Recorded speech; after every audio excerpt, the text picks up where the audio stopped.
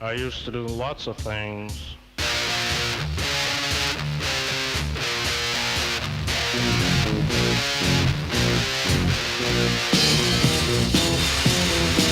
I used to do things and I'd say things and Jesus I was evil. Take things and break things and Jesus I was evil. I never shook baby. All right. So what'd you go as for Halloween? I was actually at a wedding, so we didn't. No way. So was I actually. Yeah. Well, not on Halloween. Like Oh. Halloween's a Tuesday this year. You were at a wedding on a Tuesday? Yeah.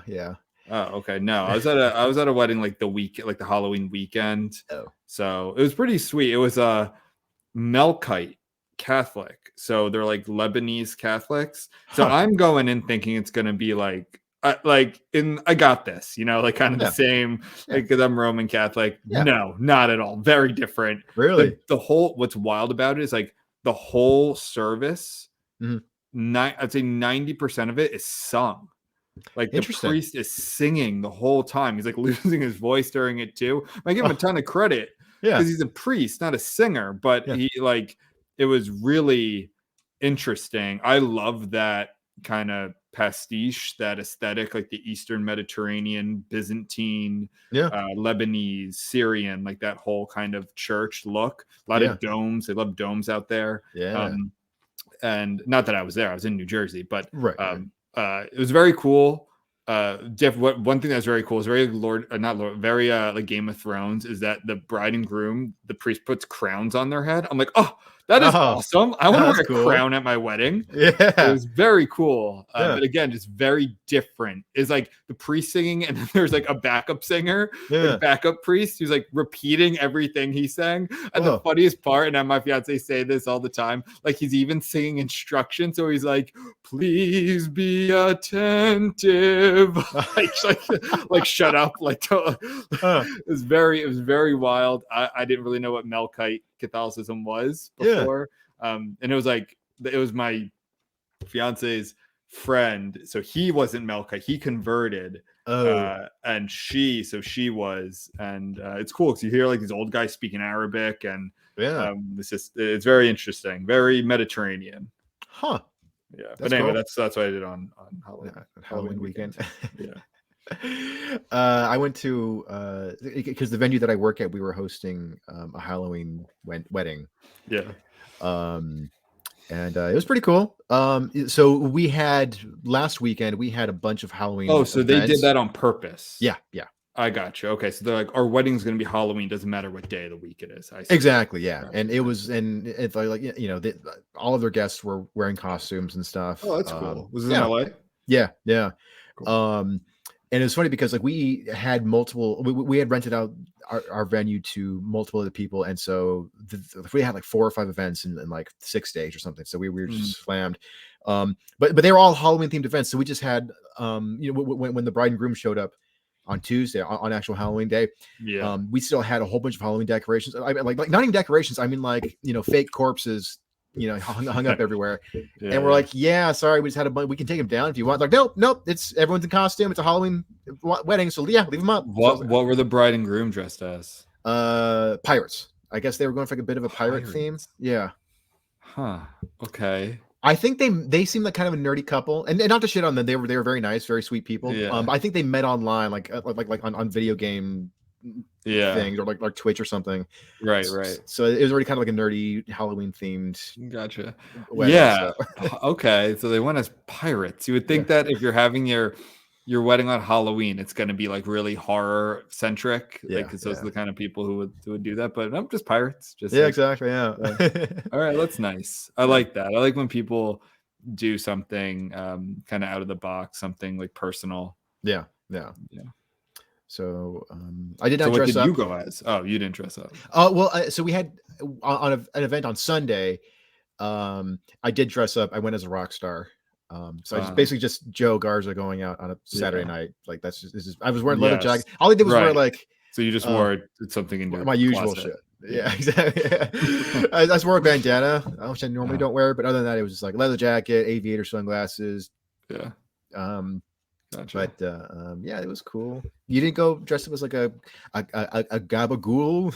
Nope, did not grace the gabagool. Is that the first? Because that got passed around so much this year. Is that the first time that's been a thing, or is it just the first time I've seen it?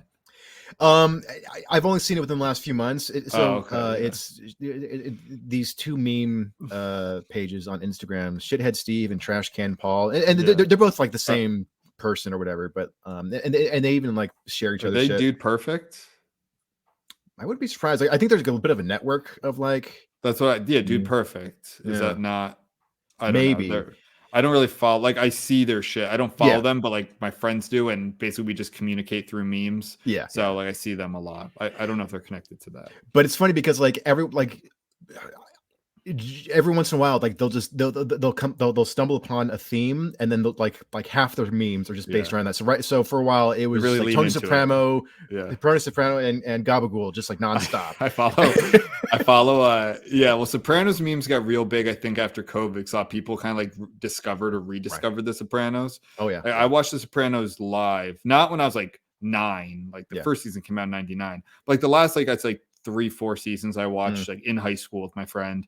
Then I rewatched it start to finish in law school, so probably like 2017-ish. Right. And then I just rewatched it this summer with my fiance. She had never seen it. Yeah. So now we share a lot of Soprano stuff. We actually thought about going as she has like 100 costume ideas. She's in theater, so this is like her favorite shit. So of going as like Tony and Carmela, but in like I'm in like a wife beater, underwear, and like a robe, and she's like throwing like a newspaper or something at me. Like one scene. I want to get real niche with it. Not just going as a couple, like going for in a particular scene. I really wanted to go. One of my favorite costume ideas is not a couple idea, but I specifically wanted to go as Leo DiCaprio in Once Upon a Time in Hollywood, but specifically the scene where he's in a robe with like the margarita in the blender and he's yelling at the hippies. Like I love that scene where it's like stomping around outside yelling at hippies. Like that would have been such like I'm gonna go as that one year. I was just looking at the Gabagool meme that I sent you. There's like a text conversation between a girlfriend is. Wait, you just sent it to me? I sent it to you. Yes, I saw that. You say, ha, ha, ha, where's the freaking Gabagool? Way too much. It's really weird. I'm sorry. I want to break up. And the guy responds with, not reading that essay. Wait, have I told you my Gabagool story? No. Have I said that on the podcast? No. Oh my God, dude, this is so embarrassing. Kind of. So growing up in North Jersey, like Italian American family, my dad would actually say Gabagool. Like that wasn't a joke. Yeah, like he would say, like, not that we ate a lot of it, like we'd always have deli meats, but like he would actually call it gabagool. Just like, and I did this with another food too. So one day, and this was like much later in life than I'd like to admit. I want to say it was like senior year of high school, or maybe I was even in college, like in my late teens, maybe early 20s. I'm standing in, there's this deli where I grew up, not the Milburn Deli, which is really famous. The other one that I also really called Oscars. As one of those delis has like, it'll take the sandwich name and then it had like the ingredients next to it, right? Yeah. So I'm standing there with my friend and his mom, not Italian, and I'm like, what the hell is capicola? And she turns to me as if to be like your people would say gabagool. She's like, gabagool. I'm like, oh, gabagool. I was like I didn't know, like, into my 20s or late teens that gabagool was actually called capicola. Oh, interesting. Yeah, and I did the same thing with pasta fazool was something. Have you ever heard that pasta fazool? No. So it's a soup, like a bean soup, which that's what my family would always say, pasta fazool. Like Nana brought pasta fazool. I didn't learn honestly till like 26 years old that it's actually pasta e fagioli. Like pasta and beans. I just thought pasta fazool was what you called it. Yeah. So that's like that, like a Tanglish, I call it growing up. Actually, one of my books I write about that a lot. Yeah. But like these words, like I had no idea that those were like not how you say them. That's funny because like I actually have kind of a similar story where it was sort of like, Joe, you're Mexican, but you didn't find that out until you were like 15, sort of thing. So like my parents didn't speak very much Spanish, but usually when they were mad at me, so like they would call me. So I got called a pendejo a lot growing up. Oh yeah. And so one time in high school, because I went to kind of a ghetto cholo high school, and so one of my friends slapped pendejo on like he wrote it and then he stuck on some other dude's Oh, back. like sticky note. Yeah. Yeah, exactly. Yeah. And so I was like, a Bendijo? What the hell's a Bendijo? What the? I'm like, but it's one of those. I've been called that my entire life, but I just never, I've never seen it spelled. My parents never spelled it out for me. So right. Yeah. Well, pendejo's like, is it like faggot? No, that's joto.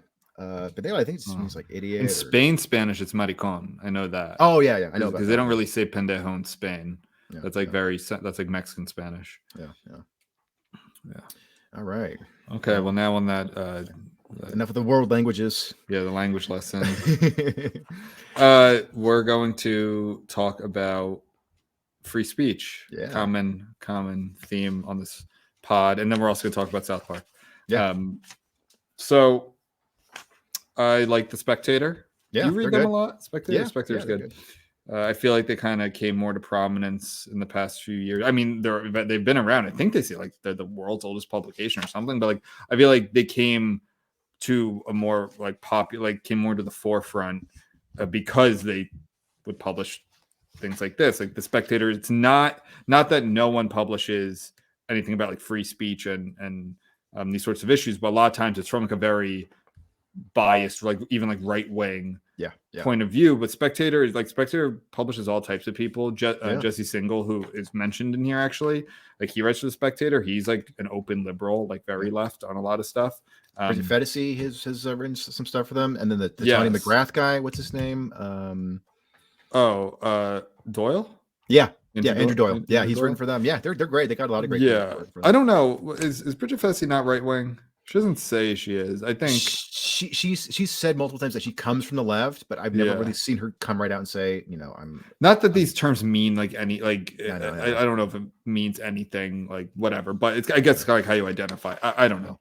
I don't see Bridget Fedesi or Andrew Doyle voting for Democrat. Andrew Doyle's British, so voting like Labor. Well, he's described himself as a pretty left wing guy. I think he said culturally he's conservative, but socially liberal. It's like. You mean like fiscally liberal? Sorry, no, fiscally liberal. Yeah, I mean, he's a gay. He's gay, so he's gay. For gay marriage. Oh my god, dude, it was so funny at this wedding. One of my, I'll tell you off. I'll tell you off. When we're not recording. It was very funny though. For all listeners out there, you had to be there. So, this is an article written by Melanie Notkin. Not really familiar with her, but I like this. The title is "The Rise of the Underground Free Speech Groups." I would like to give us credit. I think we were way ahead of this curve, Joe. Yes. Jose, sorry. Oh, by the way, is it Hispanic Heritage Month? I think so. Or no, it's Indigenous. It's Indigenous, yeah. Wait, so, like Hispanic Heritage Month doesn't start until October 15th. So they just gave us like the second half of a month. So. Wait, why? I don't know. I think they were like, you guys got a little greedy with that whole month. We're taking. Yeah. Oh well. Anyway, Mazel tov. I know. Gesundheit. Yeah. So I'm gonna read some of this. I think this is the best way to do it, and then we can talk about it. Yeah. But I will say, I think we were ahead of the curve on this, Joe. Yeah. Like to me, this feels a little dated, but hey, we are trendsetters here at the Reckless Muse cast. Robin McDuff still lives in the same California town where she and other feminists formed a community back in the 1970s during the heyday of the women's movement. Yeah, you and I started that women's movement way before the 70s. We did start the women's movement, Joe. Women moving away from this podcast. But by the end of the decade, McDuff had already begun to drift away from feminist orthodoxies. I'm going to skip some of that. Basically, she says that they were getting a little too radical and kind of were changing the mission. These women had no interest in considering any nuance of a case. McDuff, now 69, retired, told me. Does that sound familiar to anyone out there? McDuff's tipping point came in 1983 with the McMartin preschool case, part of the quote-unquote daycare sex abuse hysteria, which I think we should do an episode on that because I brought that up. I know I brought that up on the show. I'm so fascinated by this stuff that I missed as like a human because I wasn't alive. This was, I think, the 80s, maybe early 90s. But it was tied into the satanic panic in some ways. And I'm like, it is so interesting to me because this is one, I don't think I don't know if this is the same one that was I brought up in Maplewood, New Jersey, where people always, I'm not going to go into it, but basically people always assume that this stuff happens in like the backwoods of Arkansas, like the West Memphis 3, where it's like rednecks and Bible thumping people. It's like, no, Maplewood, New Jersey, which is the town I grew up next to, is like, it's a mix of people. Now it's nauseatingly marketed as quote unquote Brooklyn West, which is like shoot me. But it's kind of like artsy and quaint and has a train station that goes right into the city. And it's like, it's white collar for the most part. It's like lawyers and doctors and marketing executive and all that stuff. And it ranges from very wealthy to some poorer areas. But this is not what you would think, like where a satanic panic daycare scandal would happen. And it's exactly where it did. I think in the late 80s. I'm not positive about that. Right. But anyway, I would love to do an episode on that. Yeah, that'd be fun. I think, I mean, I don't want to tank our idea right now, but what's her name? Oh God, Barry Weiss has really interviews the victim of it. Oh wow! And it's really it's like one of the most moving podcast episodes I've listened to. Yeah. So anyway, okay, so the feminists believed everything they read in the news at whole cost, as if women never lie and children never have false memories. This is about the daycare scandals. When facts are messy, it's important to hold one's opinion lightly. Sure enough, all charges in that case were dismissed. I'm skipping a little here.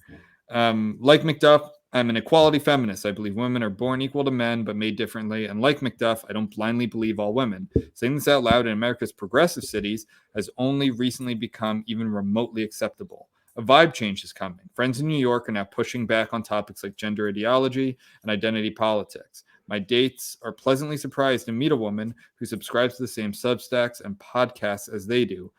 I've been engaged in this space since 2015 when a friend invited me to a private Facebook group, a Viennese-style salon, where members participate in open discussions around social, cultural, and political issues without fear of being attacked for their opinions. There, you're free to say things you cannot say without being called, for example, tacitly alt-right, where free speech stands for all.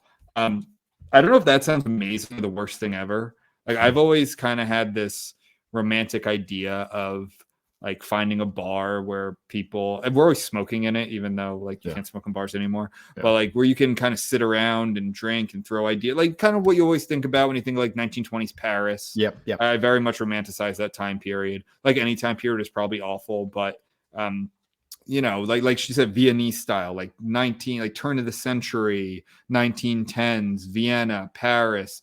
People, you know, a lot of great ideas came out. There's a lot of terrible ideas came out of this too, like communism. But I just find that whole kind of concept really intriguing, especially when a lot of this. I mean, our revolution was kind of born in taverns in some ways. People would meet to discuss at the time radical ideas, and I think it's especially special now, where it's like if you go to any typical coffee shop in any like major progressive city, and it's like everyone's just talking about stupid dumb bullshit. So it's just like when you like the idea of like people like sitting discussing religion and politics and art and philosophy, and it's like, whoa, that's pretty interesting.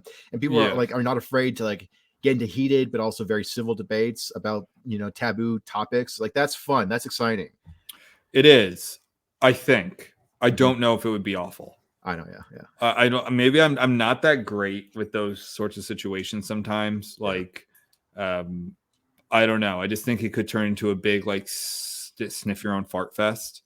Yeah. Just like I've been to some things with writers, and I know it's not the same thing, but like people kind of talking about art in that way where it doesn't feel natural. It's like, oh, it's a meetup. Yeah. Like that I think can. It like bring out the worst in people, right? Well, not like the worst like fighting each other, but the worst of just like priggishness and like just being annoying. Or not. I don't know. I'd like to try. I'd like to go to one of these. My big fear of those things is that like they start off really well. They start off like, whoa, like this is cool. Like so many people with different ideas that are kind of outside the mainstream, but this is starting to turn into a big movement now, and then it ends up becoming. It ends up turning into some stupid bullshit movement, and there's a lot of I like the IDW where it started off like, oh, look at these different intellectuals, and now they're all fighting each other, and it's kind of like, okay, that was lame. So Yeah. I think it's if it sticks to when it sticks like core values, I think that's really the best you can do. So you brought up the IDW. So was it called University of Austin? Yeah. Is that what it is? Yeah. Like as long as it remains as just like classical liberal, different ideas welcome. But let's and I like Barry Weiss a lot, but do you think Palestinian like pro-Palestinian kids would be welcome there? Like, do you think their free speech would be I doubt it. Yeah, I don't know. Like, so it's then that just turns into its own ideology that maybe I mostly agree with more, but in a way it's no better. Right. Like if it's actually what these things are purported to stand for, which is just like openness, disagree, like people disagreeing is natural. You have to keep it civil enough. It can get heated, get passionate, but you have to keep it civil enough. It's not about ruining people's lives, getting them fired. God, definitely not attacking them physically. But I don't know. I always get weary with these sorts of things. I have this quote. I just pulled it up right now. That reminds me of very much of kind of like our concerns of this sort of thing, where it's like, so this is from Eric Hoffer. Every great cause begins as a movement, becomes a business, and eventually degenerates into a racket. Yeah, that's a good one. Who said that? Eric Hoffer. Who is that? Is that I think he's someone I should know? Yeah, it's true. I mean, philosopher. He's an American philosopher. Yeah. But yeah, that's a good one. Yeah. Okay, so let's see here. Okay, I'll continue. In 2021, Pamela Paresky began hosting events called Thought Criminals, with their curated list of people willing to break bread with those who have been canceled or fired for wrongthink. There's some quotes. We are in a culture in which people fear saying something and being publicly shamed for it, Paresky told me. Thought Criminals is designed to undo preference falsification, where people feel they have to agree with the prevailing idea or remain silent when someone is attacked for disagreeing. At a recent Thought Criminals gathering, a conservative, a socialist, and a libertarian among us grappled with a controversial topic. We listened and learned from their differing points of view, and then moved on to socializing over dessert. So that sounds pretty good. Yeah, I like that. Yeah, I do like that. Yeah, I like dessert. Yeah. I'm glad we should start a movement around that. Around dessert. More pie. More cake. So let's see here. Then it kind of talks. It's another. There's like some more examples of these. Some of these names, I don't know. Maybe I'm just stupid. Like some of these names can get a little cringe. I think where it's like unspeakable, thought criminals, like free thinkers. Like sometimes that stuff. I don't know. I feel like it's kind of. It's not as cringe as like blue pilled like resistance lib stuff, but but there is that like when things start to become more formulated, like these ideas that at one time were transgressive because of the overwhelming progressive and liberal orthodoxies like us, like when like it felt more. I'm not just giving us credit here, like because you do want movements, you do want like-minded people to push back against this shit, but then when it starts kind of being like getting labels and these names, it does sort of get a little cringy because like I think a lot of these hashtag free thinkers, I don't know. I don't think a lot of them are very free thinking. If you're just going to agree with everything that your tribe believes, there's so many conservative accounts that have like an American flag in their Twitter bio, and then it says free thinker, and it's like, okay, so many of you are saying that. I can't believe that you guys. It's just a little cringe. It's like it's not full cringe, but it's like you don't want to become what you hate. Like who says that? I think that's who's that? Dave Smith. I think that's Dave Smith. I don't know if he's quoting someone. He's a big libertarian podcaster who I like a lot. But yeah, don't become what you hate. Maybe it's Michael Malice. I forget. It's one of them.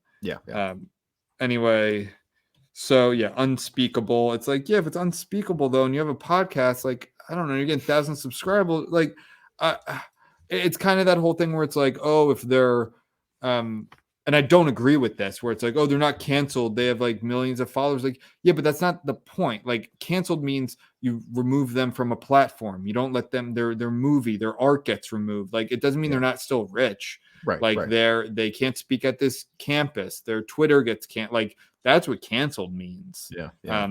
You know, not like saying not being able to share an article, like that is that's canceled. Like that's unspeakable when you can't share, you know, a Hunter Biden laptop story. That's the New York Post. That's unspeakable. Not like, oh, well, they just don't like it. Like that's not unspeakable. That's just something that they disagree with. You're probably right. I don't know, in my because I just tend to be on that side more for a lot of things, but it's not like unspeakable. I feel like sometimes it's getting. I don't want this to turn into its own kind of like. I don't want this to be mocked. Yeah. Whatever this is, like this. I don't know, backlash, I guess. Yeah. Which is nice. Like I like hearing that people in cities like San Francisco and New York are like not buying into a lot of this shit anymore. They see that it had its pinnacle in like 2020, 2021. Crime skyrocketed. You know, people got insane with gender shit. Art has it's been will transition into the South Park stuff too. It's like art's become pandering and boring, like mass art, superhero movies and things come out of Disney and Marvel and those sorts of things. Yeah. And I think people are kind of sick of it. Yeah. So they talk in here about they list some podcasts that I love and I'm a regular listen to, like Blocked and Reported. Those are two left-leaning people, Katie Herzog, Jesse Singal. I don't know, do you listen to Blocked and Reported? Sometimes. I follow both of them, and I've listened to other podcasts with them on it. They're both great. I'm a big fan of their podcast because a lot of my podcasts, just understandably, it was kind of the joke with our last episode. It's like they're all talking about the same thing. Yeah. And it's different. I think that's good. Like I listen to overtly libertarian podcasts, overtly socialist podcasts, like podcasts like my go-to politics is Breaking Points, where it's like she's left wing, he's right wing, and then the other side of it, he's left wing, she's right wing, and that like they have the four of them and they switch off, and they're different kinds of left and right. It's not like the mainstream stuff necessarily, but they're all talking about Israel Palestine, for instance. And I think it's good to get different perspectives. But what I like about Blocked and Reported is it'll be like a topic that's totally different. Like just something cool, something interesting that's going on somewhere. A lot of times it is about people being canceled, crazy, and I think they call it like internet bullshit, like a lot of it, which maybe sounds niche, but like the internet is a big part of the world. A lot of stuff that happens in the world ends up on the internet. So I don't want you to think it's just like really niche topics. It's not. These are big, important topics. Right. And I just really like that about them. The other one is the Fifth Column podcast, who is Camille Foster, Michael Monahan, and Matt Welch. I think they all consider themselves libertarian. Camille Foster is some really interesting race. He's black and son of immigrants. He has some really interesting takes on race. He's like anti-race, not like anti-racist, like anti, like he hates any, like he's the old school, we should move on, like basically colorblind society. But it's a much like better take. Like he has very interesting views on that. I love him. I remember I listened to an episode that was just him, and then it was, I believe, I forget his first name, but Lowry. I'm blanking on his first name. Glenn Lowry. Glenn Lowry, and I think it was John McWhorter, who I told you I met in the city and was starstruck. And I think it was them. And my fiance was like, and I was like, you know, all three of these guys are black, right? She's like, what? I'm like, yes. Like some people have different views. Like a lot of people. These like Glenn Lowry is like really smart. Like he's a very smart man. Yeah, he's great. So is John McWhorter. I mean, he's like, John McWhorter is a professor at Columbia. Like you can't get what you would think to be like a more progressive liberal institution, and like he has really interesting views. And he writes for the New York Times. Yeah, he writes for the New York Times. He's like a theater advocate. He loves like old school theater. That's where I met him, was at a off-Broadway theater. Oh, cool. And like you would not think that he has these sorts of views. And he's a liberal. Like he is not a right-wing guy at all. Cranky liberal Democrat, I think. When they do that, he does that show with Glenn Lowry, because Glenn Lowry's like center right, and so they're pretty. Oh, they have a show together. Yeah. Oh, they've been doing it for a while. They're great, because I mean, there's a lot of sense. stuff that they overlap on. There's also like there's a principled conservative view, and then a principled progressive view on certain issues. So yeah.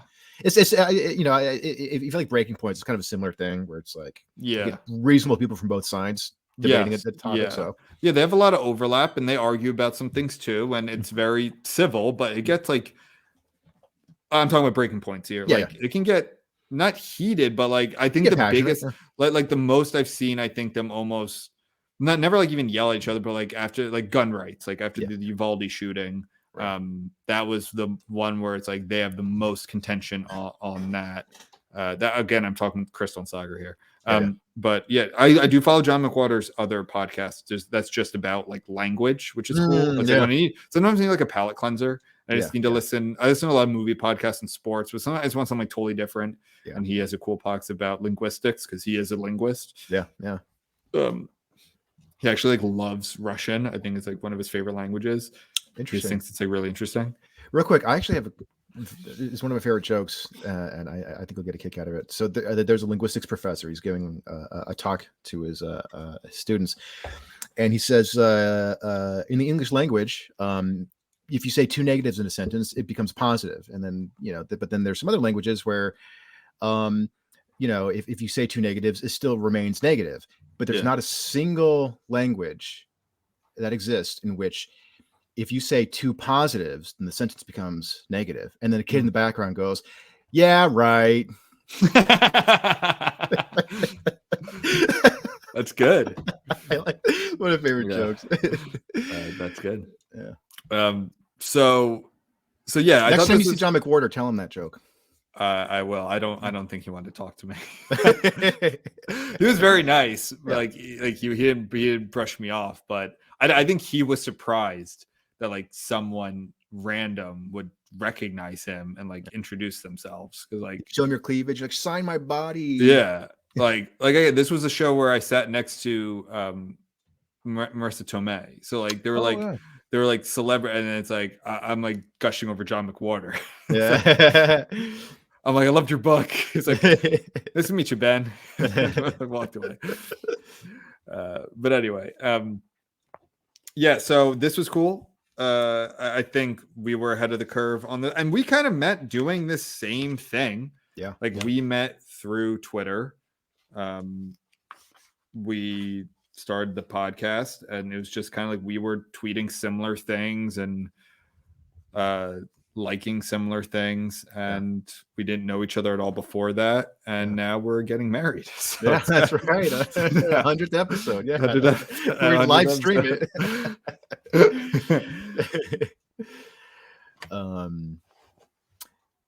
So there's Megan Dom. Megan Dom. What about her? She's in this article too. Wait, do you know who that is? Yeah, she's okay. Did I skip that part? I think I followed her on Twitter just now. I didn't really. Does she? Is she the one who has the podcast with Sarah Hayter? I don't know. I know Sarah Hayter. Yeah, she's great. She was at that talk you went to, right? Yeah, that which I think I mentioned then, but that was very that was very that was like an optimistic thing for me, because like it was a packed theater, and like it was just like people just, it almost felt a little bit like a rock concert. Like people were just so excited. Really? Yeah, it was like shit. Like a whole bunch of people are here to see intellectuals in LA. Yeah, in LA, in downtown LA. Yeah, but that's a good sign. Like honestly, not that long ago, that probably would have gotten like picketed by not picketed, like attacked by Antifa, and someone would have pulled the fire alarm and yelled like safe in the background. Surprisingly, I did not see any protesters whatsoever at that thing. And sometimes it's good to have protesters, as long as they're not literally stopping the speech. It shows that you stand for something. And I don't know. But yeah, I've been to heavy metal concerts before, and like there would be like religious people outside. Oh, really? Yeah.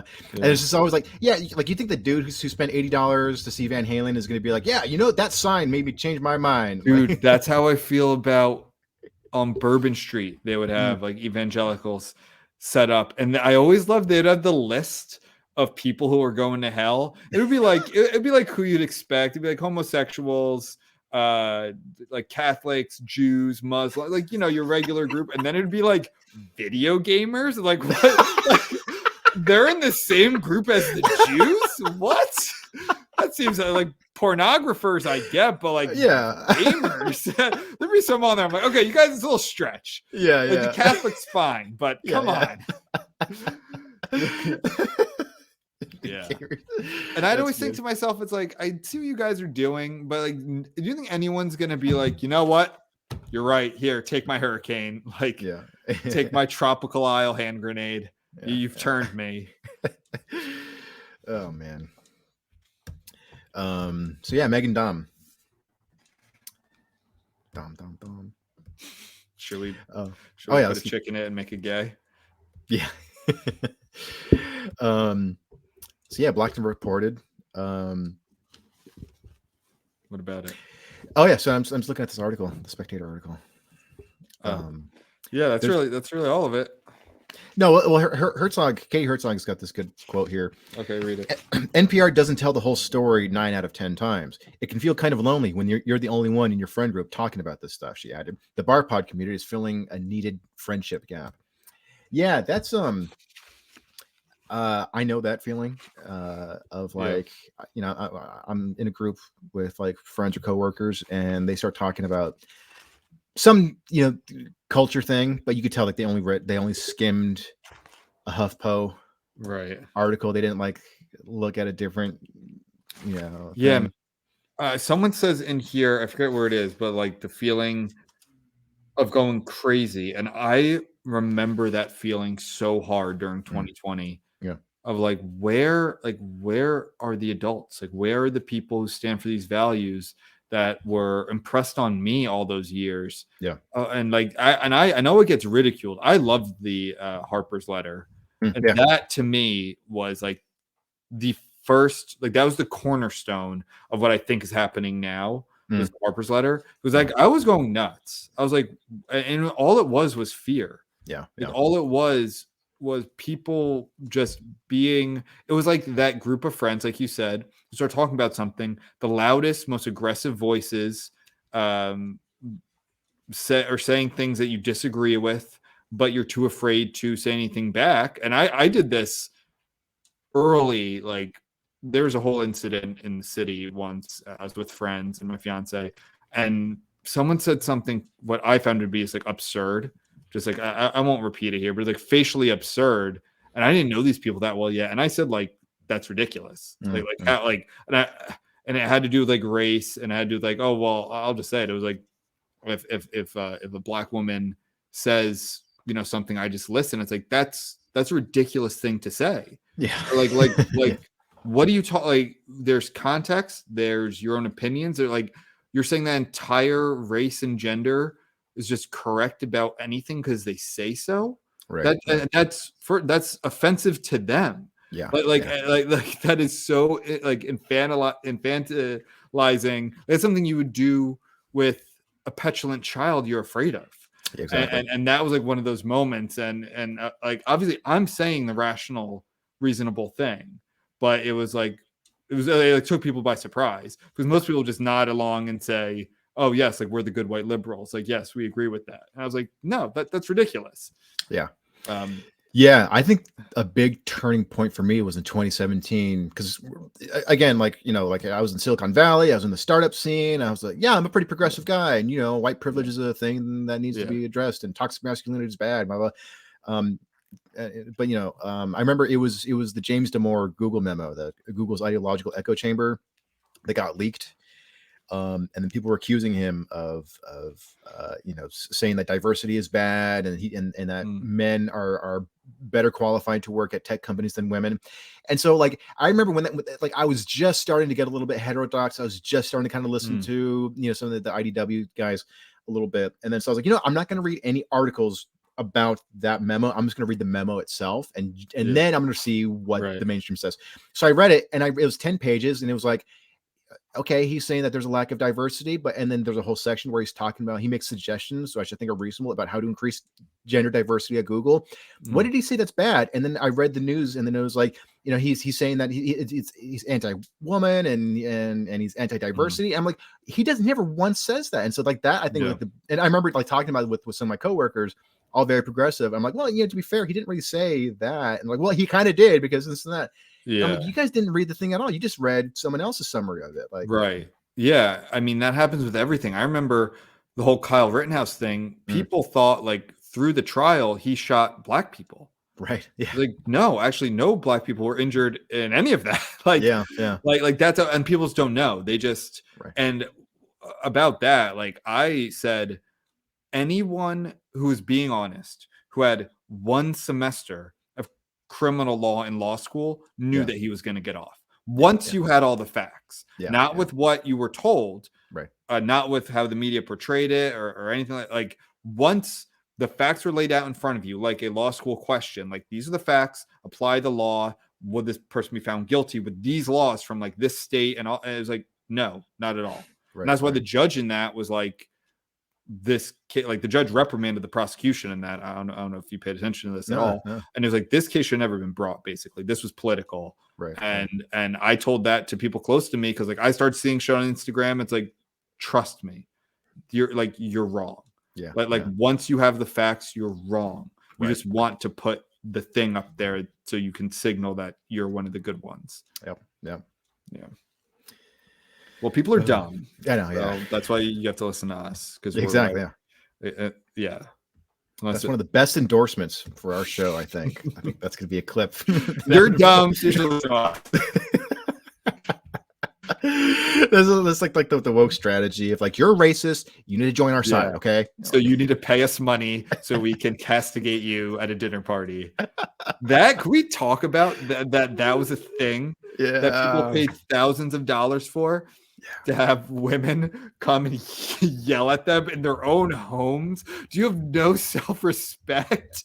Jesus Christ, my God, man. It almost, dude, some of the like looking back, some of the shit that happened during that time, it almost feels made up. Yeah. It almost feels like it was fake. Yeah. And it wasn't. It was so real. And, Sarah Rao and some other chick. I thought she was a parody account. That's what I thought too. And I remember seeing, so this might have been Photoshop. I remember someone posting like a screenshot of her account liking some right-wing like tweet or something, and so I was like, nah, I think she's a troll. I think it's a parody.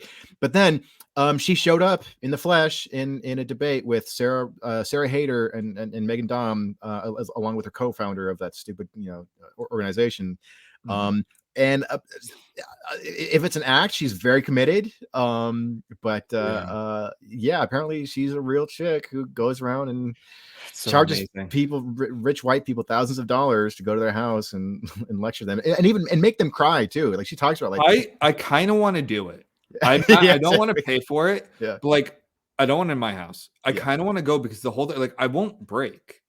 Like I get, like, I understand the catch. Like I understand the circular logic. I understand the catch-22 that if you deny you're racist, then you're just it's what's it, like, you're not I don't know, you're blind to it, whatever the term is. If you deny it, if you accept it, then you're accepting that you're racist. If you deny it, then it's just like white privilege and white fragility. If you fight back, so like I understand all that. Like I know how it works. Like I want to go, because I don't think I think I'll break her. I don't think she'll break me. It would be fun. It's like, I don't want to pay for it, but can I just like audit a dinner? Like, can I just like just show up and not have to like take the test? Or how about this? If you get me to admit I'm a racist in the way that you want me to, then I will pay for it. Right. It's a good bet. It's one of those things where it's like, because you have to, but anything like this, like, that's why I do get nervous. Like I wouldn't do these debates, because I would spend 45 minutes just defining terms. What does this mean? Like, what does racist mean? What does gender mean? What does woman mean? Like, unfortunately you have to do that, because terms that we thought meant something apparently don't anymore. Yeah. So that's why it wouldn't be fun, because I'd just be like, oh, excuse, but what's that mean? Yeah. Like I'd need all the definitions before we start the debate. And I swear to God, if they say, well, just Google it. And it's like, no, fuck you. Like, don't. Or it's Google is like, made up of people like you who make these definitions. Exactly. Yeah. I remember that, like, there was some article that I wrote on Medium, like criticizing like ridiculous woke shit. And then somebody responded with like, yeah, you really need to read. And they brought up some stupid, like some book on intersectionality. Yeah, you really need to read this book. I was like, no, I'm not going to. How about you tell me your argument instead of telling me to read 300 pages on something that you already agree with? You commented on my article. Yeah, exactly. I was like, oh my God, dude. That was like this one time. There's this guy on Twitter who I don't, because now blue check doesn't mean the same thing anymore. I think he's a journalist or something, but he has the same name as a kid that I grew up with. And he's one of these like resistance lib kid Twitters, but it's not him. It's the same exact name, and it's not like John Smith, right? So, and he's one of these like resistance lib journalist Twitter things. And I commented, he tweeted something annoying, so just to fuck with him, I commented like, "Are you?" So I don't want to say the name on here. Are you so and so? We went to school together. You got expelled for selling granny porn. That happened. That was real. Two kids in my middle school got expelled for selling granny porn. Oh my God. And they were kind of douches anyway. And someone like, and you could tell like the person who responded to me was like a 22-year-old like grad student or someone in college or something, was like saying all these, like, you should look, if you're going to make this accusation, you should look this up. You should do this, you should do your research and all these things. And then you should come back. And all I respond was, I'm not going to do any of that. I'm going to shit post and then put my phone down. Like, you did the same thing that person did to you. Like, you need to go and you need to research this. And then if you come back and you have all your information, it's like, I'm not doing any of that. Yeah. This is Twitter. This is the Thunderdome. Exactly. Oh, man. Well, we are... Is there anything else you want to say about this? Because we are horse for free speech. Yes, we are. Which I think that should be the title to this episode. Ben and Joe, free speech horse. Okay, yeah, I like that. Let's do it. Do you consider yourself a free speech absolutist? Because I'm always kind of a little cagey about that term. No, I don't like that term. Yeah, I've said that before. Because First Amendment absolutist, maybe. Which means what? Because the First Amendment is a few lines, right? Yeah. I have a Constitution right there on my coffee table. Oh, nice. Yeah, I read it frequently. I love the First Amendment. It's my favorite amendment. Yeah. I'm not joking. I think it's like one of the best parts of America. Like, it's honestly one of the greatest things about being an American. Yeah. But the First Amendment has been interpreted by judges who are humans, who make decisions, who change those decisions, who overrule. Like, so what an absolute what of what Justice so and so says? Like, I don't know. Like, I have my values, and I think the concept people have to understand with the First Amendment is that to break down is to protect speech that you don't like. When you understand it that way, and you understand the exceptions to the First Amendment, also it's about creating a culture of free speech. I've read that Nelson Mandela line, who's not an American, and I've read that line on the show. I have it highlighted in the free speech book by oh fuck, he has such a good name too. That's the one that we did the whole episode on. Right? I keep wanting to say oh crap. Okay, I'll think of it. I want to promote his book because it's great. Yeah, we did a whole episode on it. People are like, oh well, it's not about the government. Like this isn't the government. It's like, yes, but it's the culture of free speech. The same, just like due process exists in our legal system, but there are quasi-legal systems like the court of public opinion, and you want to give people due process in that too. It's the culture of due process. It's the culture of free. These are good values to have as a society, right? And so in that sense, yeah, I'm a free speech absolutist. But like, when someone's like a free speech absolutist, okay, fine, child porn, exactly, yeah. Well, like, no, like that's obviously not okay, and or like threats, like, or it's like, well, no, it's like you can't threaten someone. Okay, then what's a threat? Yeah, libel, slander, these things, slander, libel, like. So no, I like the hashtag free thinker. I think free speech absolutist has entered that. Yeah. I think what people should do to give them. Cat attack. Excuse me. Excuse me. You got to get rid of those cats, dude. Never, dude. These are my favorite things on the planet. Let me tell you what your favorite things are on the planet. Okay, so there's me. There's the city of Los Angeles. Not even close. What was the movie that I was going to start mentioning more often instead of in lieu of Under the Silver Lake? There was a movie that I was like, a Los Angeles movie. I don't think it was an LA movie. No, maybe was it Frankenhooker? I think it was a horror movie. I have no idea, dude. It was a few episodes ago. It was within the last month or so. They're gonna mention more. Yeah, because I think there's a line from the movie, or maybe just the name of the movie. I can't remember. Yeah, it sounds familiar. We'll suck on it. Yeah. Okay. What was I saying? Cats. Oh, so no, before cats. Free speech absolutist. Yes. So yeah, I think it's kind of entered that realm where it's like it's honestly to put it, I think it's kind of a virtue signal, just in that way, to that side. Again, I appreciate that more. I'm probably going to get along with someone and share a lot of similar views with someone who has that in their bio, but I could also pick that apart too. And I don't like, so no, I don't like the term. Yeah. I prefer free speech whore. Yeah.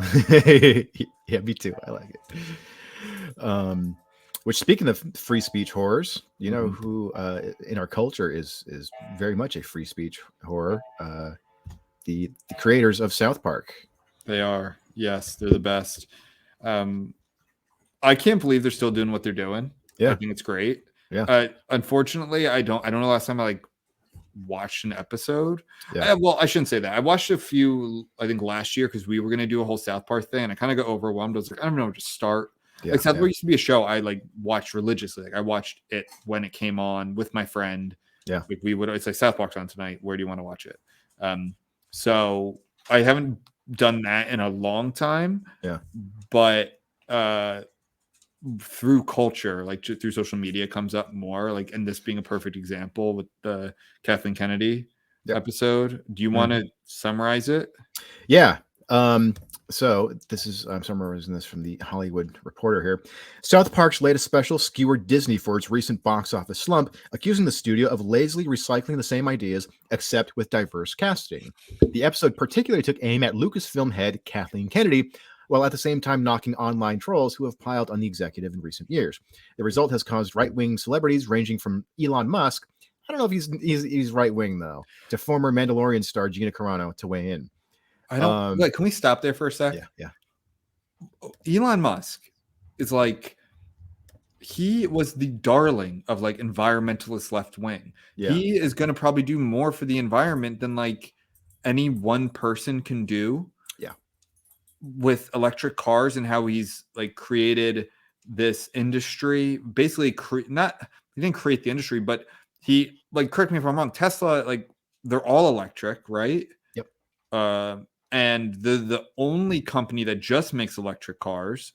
I don't know if they're a hybrid, electric and gas. I don't know, but they're making them just part of the culture. Where before it was no one. And one kid. Were smart cars electric? Yeah. I knew one kid in high school who drove one. Again, this was 2007, 2008. Yeah. This is the dad was literally a environmentalist who wrote for the New York Times. This is the kind of kid who drove a smart car. Yeah. He's a Silicon Valley dude, tech bro, basically. So it's how he gets lumped in. Yeah, how because he likes things like free speech. I think a lot of people like him, like Joe Rogan, were all firmly on the left, and just what these terms mean shifted. I think because the Hollywood Reporter is a very progressive publication, right? Oh yeah. So I don't think you're doing anyone a favor when people like Elon Musk a lot. Some people hate him. Yeah. But he's the richest person in the world. He's created and he's creating rockets and changing the car industry. This is the kind of stuff that some people want to look up to, and by just labeling right wing, I think you're doing a disservice to your mission, to your side. Yeah. Right? So I don't know. Anyway, it's very strange to me that they always do that. But anyway, go ahead. Yeah, they do. And they do, with RFK Jr. like a dude who's taken on major corporations and is always like, who's like a left huge is all. environmentalist. Yeah. But I mean, I love RFK. I'm voting for him. We're an RFK podcast, right? Did we decide that? Yeah, Dude, he's pulling at like 20%. You know what's funny is like, up until a few months ago, I had only heard snippets or actually just read snippets of him. I was like, he seems nuts. But then when I actually listened to him, I'm like, holy shit, this guy's great. Dude, he's so fucking good. I think he can be loony on some things. Don't get me wrong. Sure. He's not anti-vax, by the way. I just want to say that. I don't do a RFK thing. He's not anti-vax. He's anti like certain things in vaccines, like certain parts of vaccines. The immunity from lawsuits that medical companies and vaccine companies have, like that's what he's against. He's not anti-vax, as in like he literally doesn't have any vaccines. His children are vaccinated. He's vaccinated. It's about certain things that are in vaccines, which is like if you care about what you put in your body, like food, certain foods and drugs and alcohol and stuff like that, like you should care about that kind of stuff too. Yeah, and that's why I want to say a lot of the quote unquote anti-vax people. In like California come from the left. Yeah. A lot of people don't realize that. Like a lot of the anti-vax movement, again, I'm using this in quotes, anti-vax movement comes from like far left-wing hippies who are so concerned about, and like I have some of that in me too. Like I like to take care of what I put in my body. I'm very skeptical. Like I try not to eat a lot of processed crap. I don't eat red meat anymore. I don't eat a lot of different foods as much as possible. I'm drinking a beer right now. I can't give that up, but like these sorts of things. And like, I have some, like, I'm very distrustful of corporations and medical company and pharmaceutical companies and all this stuff. Like those used to be left-wing traits. Yeah. And it was a major win when, pharmaceutical companies were forced to divulge what was in their, in certain drugs. But like when during the pandemic, and it's like, oh yeah, well we're not going to be able to share them for the next 30 years. And it's like, that's okay, that's fine, just take the vax. It's like, well, hold on, you guys like shoved like fucking insane, dude. Decades of like wins for the left, like genuine good wins, and then it's like, oh yeah, well, follow the science. It's like, oh come on, man. So it's not the biggest, and then I want to move on from this, but the biggest fucking bullshit is, and I love Define L's is one of my favorite. Define L's good. Yeah. And how many of those are resistance Twitter people being like, I'm never taking the Trump vaccine. I've never put that in my body. Like one tweet, like when Trump's president, and then when Biden's president, it's like, I will knock over people to get in front of the line for the vaccine. Like I will take it as many times as I'm asked of me. Like that just shows this is all fake. This is all bullshit and fake. And I think that could go the other way too. Maybe I don't see as much of that. But yeah, like it's all like lame and gay. Yeah. Milo Yiannopoulos, I think I mentioned this, but he's become anti-free speech now. Like he's become like the sort of like religious right of like the 90s of like, oh, fun. Yeah. So are you familiar with that podcast, a YouTuber guy, Destiny, the blue-haired guy? No. He's all right. The way he talks, the way he presents himself, he comes off as very woke, but he's actually pretty critical of woke. And I think he's described himself as like center left or like old school liberal. But his whole thing is a guy. Yeah, it's a dude. Yeah, but he debated Milo Yiannopoulos a few months ago, sometime earlier this year, and so I think I mentioned before that Yiannopoulos. The last time I saw him, he was on some like weird Christian YouTube channel, like hawking like statues of like the Virgin Mary and stuff. And he's all like wholesome now, and he no longer considers himself gay. But anyway, in this debate with Destiny, he said that I'm sorry, I'm thinking of that video. Have you ever seen that video Joe Rogan brings up a lot of? It's like a black church, and there's a black, like clearly, I feel bad because he's like, I'm not gay no more. I'm not gay. I like women. I'm not gay no more. I'm not. It's like, oh no. I honestly feel bad, like, because he's clearly gay. You're born gay. Like this poor guy, because of his culture, is making him not be gay. But it's like, that's Milo. Milo, come on, man. Like you can love Jesus and still be gay. Yeah. But in the debate, he said that America needs blasphemy laws. So it's like, Sometimes that happens. I know. Yeah. I mean, I kind of getting back to your original point of just sort of like, so much of this is fake. So much of it is just sort of like, well, this is convenient for me now. So yeah, I believe this thing now. So he found a niche. He he literally got canceled. Yeah. He had a huge platform. He was he was such a big part of like 2015, 2016. Yeah. He went missing, I feel like, for years. Yeah. He said some controversial shit that I think was taken out of context. I don't know. It was one of those things that was like, about when you start talking about having sex, but he was talking about himself as an underage, but he also said some gay teenage boys are fit to have sex with older men, and that, so it was sort of part of the culture, and like a lot of young, they kind of get, I mean, it's grooming. Okay, like I'm not gonna dip my toe into that. Like, I'm sorry, I'm not gonna come defend you. I know, that one, you're on your own. But then I think he found a new niche, and that's like being like born again, so to speak. I guess so. Like, there's a lot of people who really like that. So he was a heathen, a fornicator, right? A sodomite, as they would, so to speak. And now he, like, that's a win for the religious right. He's a good get for the religious right. So yes, the religious right. Aw, I miss them. I remember watching. Have you ever seen Contact? No, it's the one with Jodie Foster. Yeah, Jodie Foster. Okay, I saw it when it came out, so I was like 8 or 9 years old. I watched that like probably last year, 2 years ago, and it's from '97, I think. So it's like the religious right plays a big part of it, and it's almost like, oh yeah, that used to be a thing. Yeah. Like, not that it doesn't exist anymore, but not at the level that it was at that time, like the 80s, 90s, or even early 2000s. Like, didn't have that that like power. Yeah. And it was it was like a big part of the movie. I was like, oh, that's fun. I know, yeah. Hey, they canceled the Dixie Chicks. Like, anybody who can do that wields a lot of power. They kind of canceled themselves. Like, I feel like it wasn't just the religious. They said they were afraid, they were ashamed that George Bush was from Texas, or they're from Texas. Like, this is gonna piss off a lot of Texans. Yeah. I don't think you necessarily need to be a religious right person. Right, but didn't Texans are very proud of being Texan. They don't shut up about it. Yeah, but didn't they criticize the war? Oh yeah, definitely. But I think that was the big thing, is that they, because of Bush. Yeah. And he's like, we're ashamed to be from Texas or something like that. So I'm sure the religious right a part of that, but I think there's more of like, you fuck the Texas. Yeah. And aren't you Texan going back? I'm sure I will. I love Texas. So no, I mean, like, isn't your heritage like? I do have a lot of family from Texas. Yeah. You'd probably be better off if you stayed there.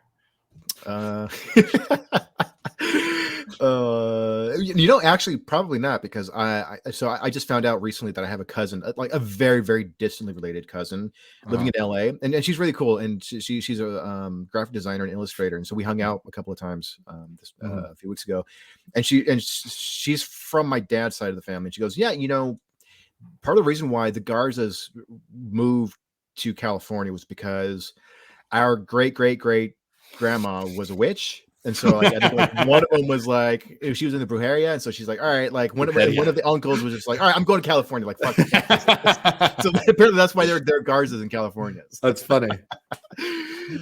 He's good. Anyway, South Park. Oh yeah, they did an episode where, like, all the characters were replaced. Women. I think 3 out of 4 were women of color. Yeah, I hate that term, but women of color. And then what does Cartman switch with Kathleen Kennedy, and she just keeps yelling, like, put a chick in it, make her gay. Make her lame. Yeah.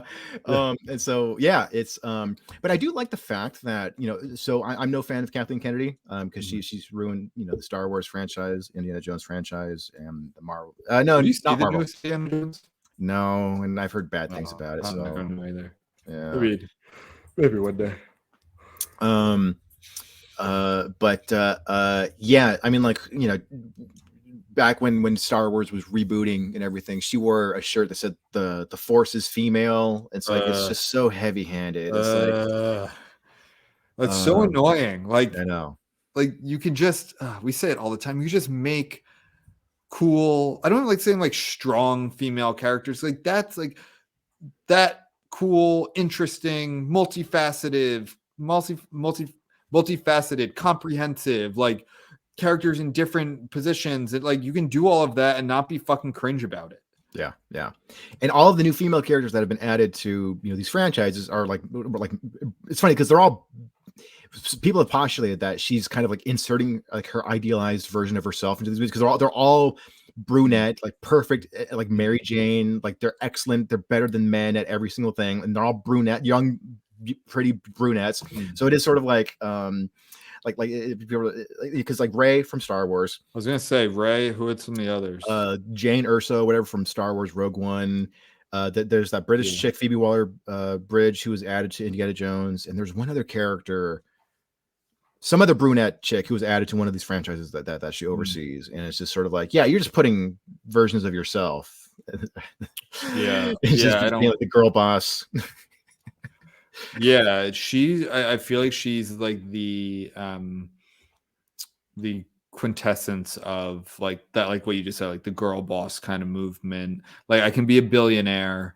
I'm assuming she's a billionaire, maybe not. I could be like super rich, but I'm like and make art annoying and cringy, but it's like the liberal girl boss side of it, and it's our turn. More annoying shirts, and it's very I don't know, like that's why I think I liked why South Park lampooned it, because it's very pandering and see-through and just like boring. And she seems dumb when it comes to like storycraft. So when Disney right after Disney bought Lucasfilm from George Lucas, she and George Lucas they did an interview together, and so the interviewer asked Lucas, so what are some of the deeper themes of Star Wars? And he kind of elaborates. It's not like Star Wars is like a super deep, profound thing, but he goes, it is about politics. It is about how governments can start off as democracies, but because of the corruption of power can degenerate into dictatorships, and how good people can become corrupt. And then Kathleen Kennedy interrupts and she goes, or you can make bad decisions.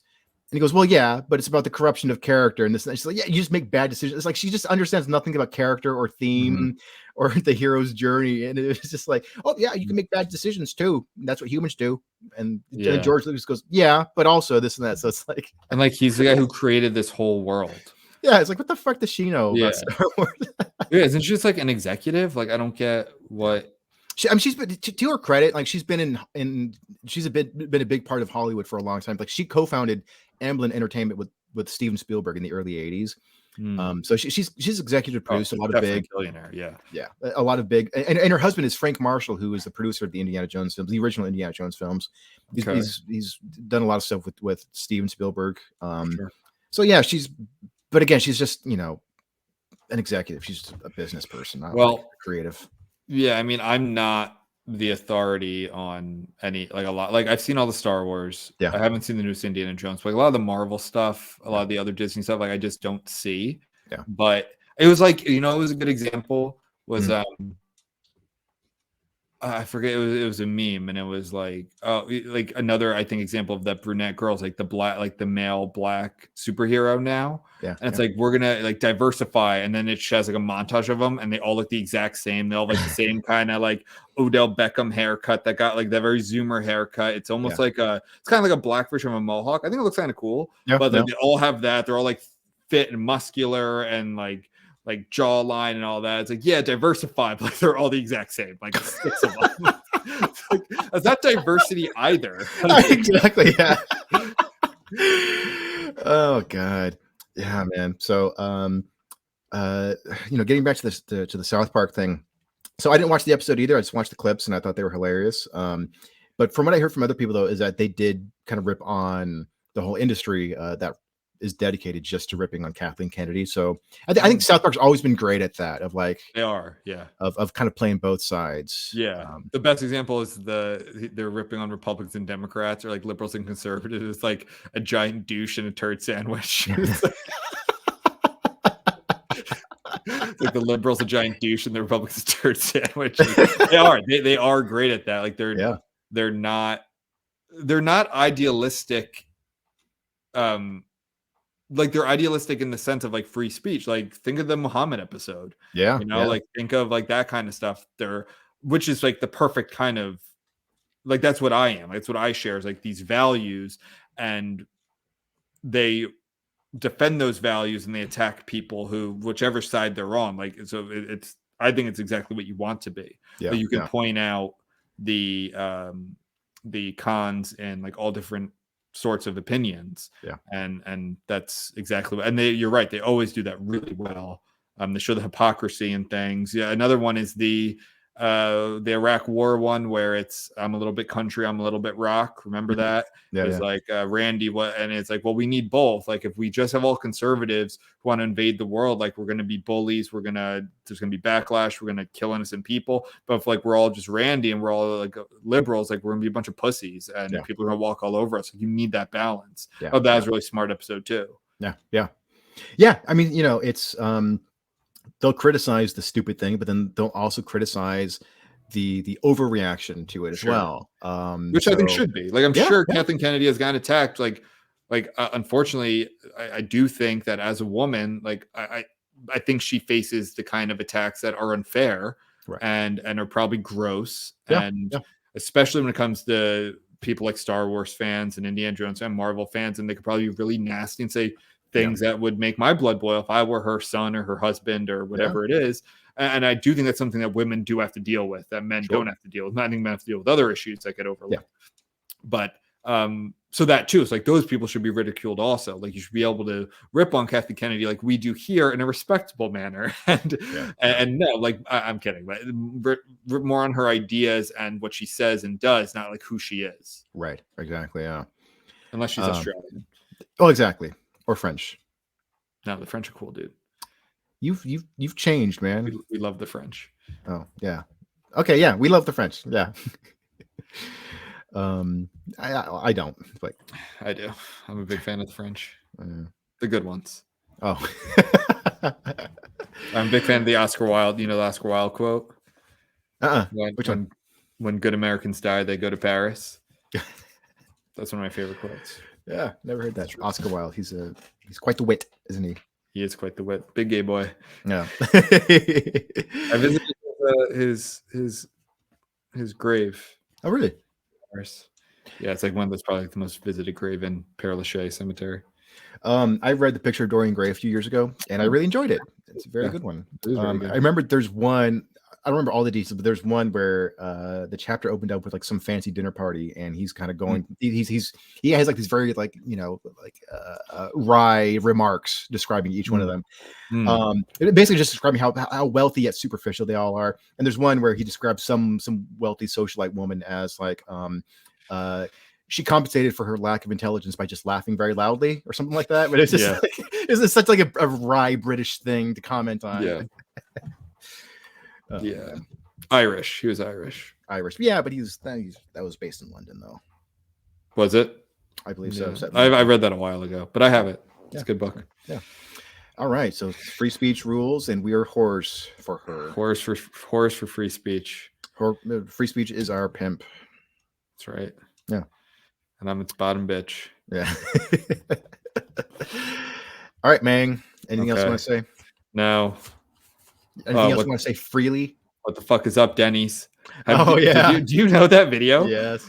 Dude. So that's like old. That's from like 2013. Yeah. But it came back around. Roaring back lately. Yeah. Blink-182. Well, you know what? Because Blink-182 did a show in a Denny's. Yeah. Like, what's up? What's up? What the fuck is up, Denny's? And I've been saying that all week. That has been my like meme of the week. Yeah. Fiance loves it. She thinks it's hilarious. And you know what's funny? So like I saw that a few months ago, but like it's the picture of that band, and then the caption said, "What the fuck is up, Denny's?" And so I thought somebody just made that. I found the original video. I'm like, oh shit, yeah, that they actually were. It was a death metal, like a teenage death band in a Denny's. It's amazing because it has like the yellow walls. Like are there Denny's in California, right? Yeah, of course. Yeah, it's like all over. I didn't know it was a regional thing. There's a Denny's like 5 minutes away from me, and I just love it. Like, I want to go, and they're just like, "What the fuck is up, Denny's?" They like scream. I'm using, you have kids like throwing fucking elbows.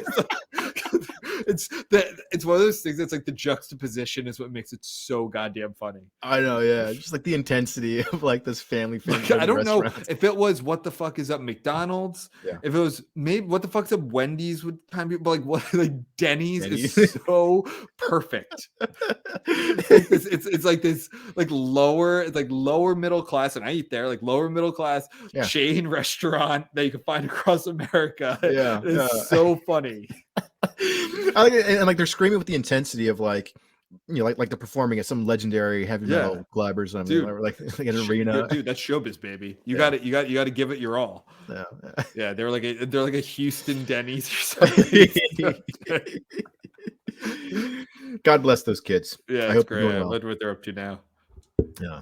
But yeah, Blink-182 did a show, and they were like, "What's up? What the fuck is up, Denny's?" And it's like with their songs. All right, everybody. Well, this is All good. right. Speaking freely in America. Yeah. Oh yeah, and join our Patreon. I'm not going through it today. Yeah, support us. We got links in the description. So yeah, like and subscribe and fight the crits. Yeah. Bye. Become a whore for free speech. Yes.